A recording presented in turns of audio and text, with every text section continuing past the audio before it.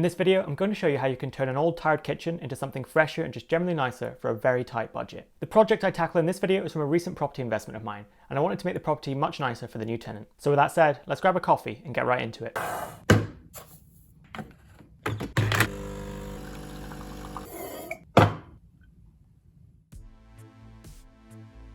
I recently made a video on how I renovated the bathroom on this property, and you can find that video here. But the same concept applied for both the kitchen and the bathroom, because I was working on a very tight budget for both of them. So what is this concept?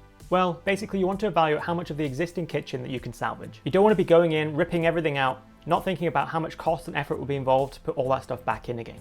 Whatever you remove from the kitchen will have to be added back and replaced in the kitchen so that you then have a working kitchen again. So for example, you might only replace kitchen cabinet doors instead of the entire cabinet. Maybe you just replace the kitchen worktop, backsplash, sink, or perhaps some combination of these. The point is you probably don't need to replace everything in the kitchen. For this project, I managed to transform the look of the kitchen and extend the life of the existing kitchen by replacing only the kitchen backsplash and painting the existing kitchen cabinet doors. This completely changed the look and feel of the kitchen for not a lot of money. And if you stay to the end of the video, I'll give you a full rundown of all the numbers and show you how much everything cost. Okay, so as you can see, this was my starting point. We have these dated old tiles for the backsplash and these tired, damaged cabinet drawers and doors.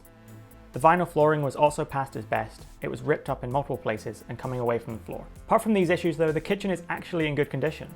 There was nothing wrong with the kitchen cabinet carcasses themselves, and the sink and taps were good, especially for being a rental, and being stainless steel also helps. The white goods were also good, however I did replace the small fridge freezer with a new bigger one. I thought this small fridge freezer might put off a new tenant. The worktops were also in good condition, so there was no need to replace these either. So as I said, the only jobs that were actually completed to overhaul the kitchen were repairs and painting of the kitchen cabinet doors and drawers, replacing the tile backsplash with new tiles, and replacing the old vinyl flooring with fresh new flooring.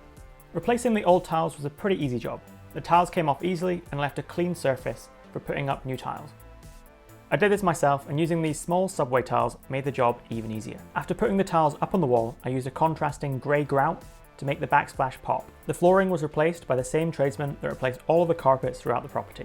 The new flooring also helped in making the kitchen feel fresh. The final work to make over the kitchen was of course painting the kitchen cabinet doors.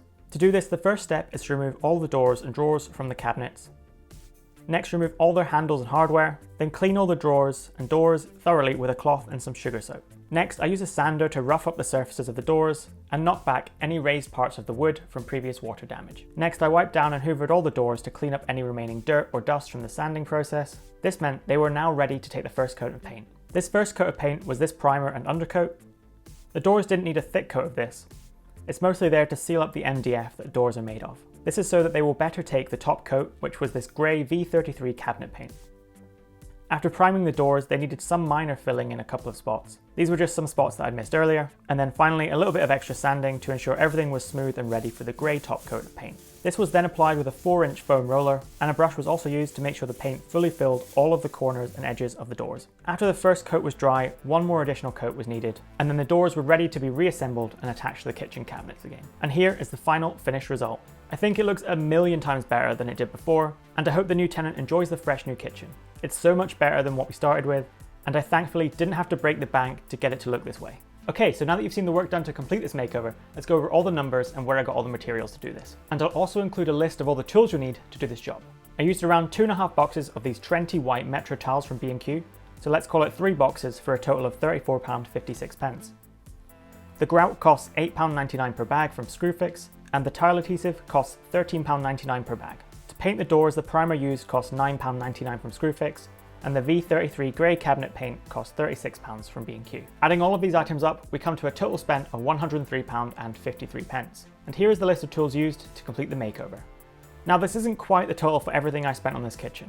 The other two things were the new fridge freezer, which was around £200 from Argos, and the flooring, which was done as part of a larger project to replace all the flooring throughout the entire flat. So that was 5 rooms with new flooring, which came to a total of around £750. So let's call that £150 to replace the vinyl in the kitchen. So with these two items added in, the total that I spent on this kitchen came to £458.53.